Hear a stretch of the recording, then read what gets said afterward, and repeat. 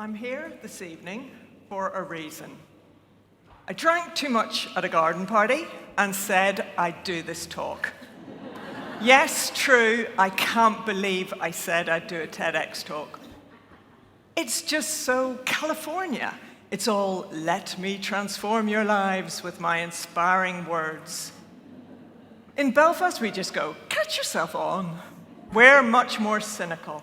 We pour cold water on ideas because we're a cold, rainy country. But tonight, I'm here for a reason other than drinking a wee bit too much at a garden party. I'm here to tell you something.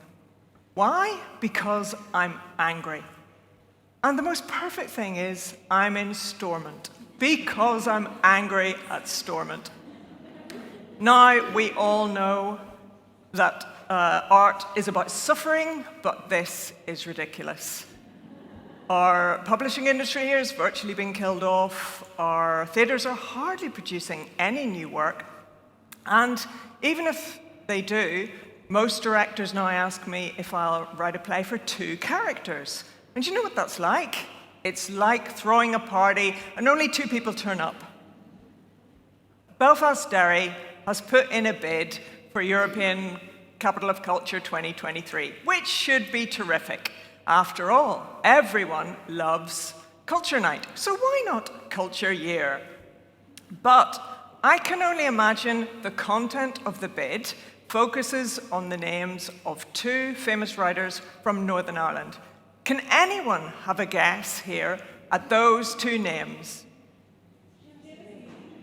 Seamus Heaney, absolutely, and C.S. Lewis. Seamus Heaney, he was brilliant, but he's still unfairly elevated above all other Northern Irish writers. Even the poet Michael Longley recently said that Heaney may have written some great immortal poems, but so did Derek Mann and Paul Muldoon. But C.S. Lewis, we have C.S. Lewis Square, C.S. Lewis Festival. East Belfast's whole literary identity is built on C.S. Lewis. I'm just waiting for Central Station to be renamed C.S. Lewis Station, selling Narnia discounts. But C.S. Lewis, he left at the age of 7, even though he's from Belfast. The tourist board would love for him to be the Northern James Joyce, but there is one big difference. Joyce wrote about Dublin. Where did C.S. Lewis write about? England? No, Narnia, and England. There are lots of brilliant writers writing right now about here. But how many names do you know? Take The Fall, a huge success from here. Where's the writer from? Here? No, England. And he's a man. Whatever little money there is in the arts tends to go to male artists. Last year, I finally had a play, Here Comes the Night, on the main stage of the Lyric. One reviewer wrote that it was produced on the man stage, a hilarious but pretty appropriate misprint. I love writing. Writing itself is an incredible thing. To think that from one tiny mind comes a huge world. What could be better than making something beautiful out of your pain and pleasure? Writing is so important to me. Compared to writing, living is merely a hobby. A typical day in my life. I get up and switch the computer on. Then I start writing till my back breaks and my eyeballs burst out their sockets. I love it. Years ago, when I first started writing, I rented a room in a house. I had no car, no belongings except some books and a computer. And now, I still live in a rented house. No car, but the only difference is I do get to go to the odd garden party. But the thing is, I don't need to live in rich surroundings because I can paint my mind in rich images. But studies do show that writers die young from the grinding poverty. Playwrights die at an average age of 63. Poets die even younger at 62. Of course, that might be because they do more drink and drugs than you, but still. Let me take you back to the garden party, where I crazily offered to do this talk. There were crowds of happy people. The conversation was flowing, the champagne was flowing, especially down my throat, but it was flowing. I found myself talking to a DUP MLA.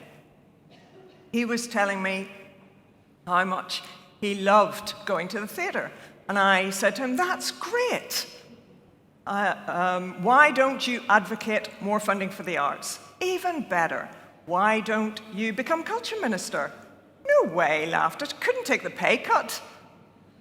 Exactly. We know that MLAs, like a lot of people, all profess to love the arts so they can look cultured and sophisticated. But they know they give us peanuts. So that's what they get, shows on a shoestring. And the only reason I'm artist in residence at the Lyric is thanks to the generosity of a private patron. Madly, we don't even have a culture minister now. People say to me, get a real job, get a 9-to-5. I say this is a real job. You know, when you sign up for a TED Talk, they give you this sheet called the TED Commandments. One of them is, do not ask for funding. But I don't care, I'm going to break it. So, the Conservative Party have given us £1 billion. Now, we don't know if we're ever going to get it, but that's money to infrastructure, broadband, schools, hospitals, mental health, areas of deprivation. Fantastic. But what do the arts get? I'm all for giving money to hospitals, but what about money for art therapies? Art is proven to help mental health and to reduce NHS spending. I want to see the arts grow. I don't want it just to be a couple of cosmetic C.S. Lewis statues.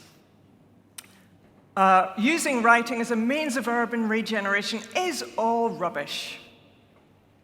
Look at Writers' Square in the Cathedral Quarter. Under new development plans, half of it would disappear. Let's regenerate literature.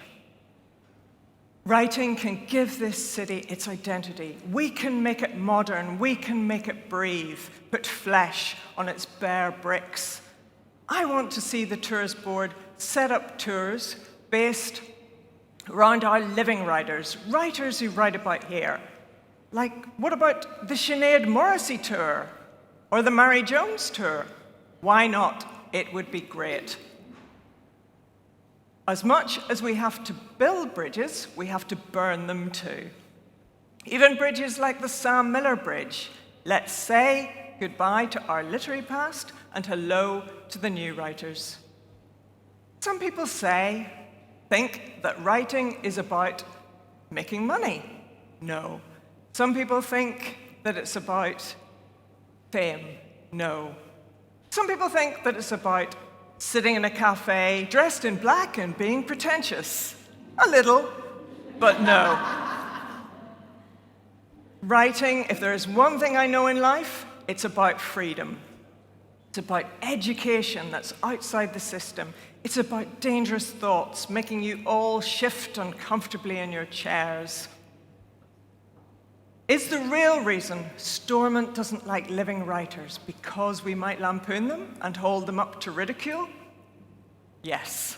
The reason why we writers are dangerous is because, unlike the politicians, we can see other people's points of view. Whenever I go south of the border, things are brilliant for writers. There's the Irish Writers' Centre, Culture Ireland. Compared to the south, we're like a third world country.